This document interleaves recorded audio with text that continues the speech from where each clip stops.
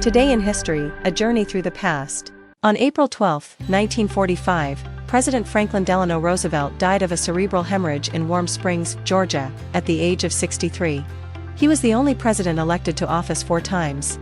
He led the United States through the Great Depression and World War II toward a prosperous future. During his first term, the American national income increased by 50%. The participation of the United States in World War II and the establishment of the United Nations were grounded in his decision-making. He lifted himself from a wheelchair to lift the nation up from its knees. Roosevelt ran for president in 1932 while serving as governor of New York. The country was in the middle of an economic disaster, the Great Depression, and many Americans suffered from poverty and hunger. By the time of the presidential election, about 1/4 of the labor force was out of work.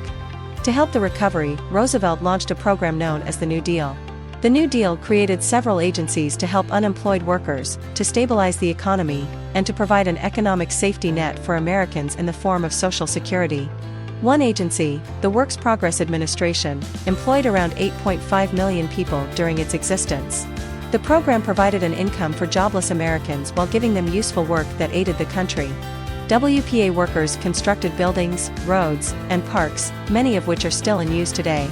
The WPA also paid artists and writers to create cultural works such as murals, oral histories, and plays.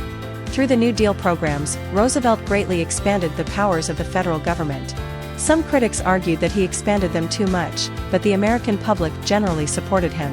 Roosevelt easily won re-election in 1936 and in 1940.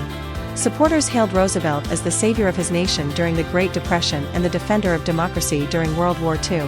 Opponents criticized him for undermining American free market capitalism, for unconstitutionally expanding the powers of the federal government, and for transforming the nation into a welfare state.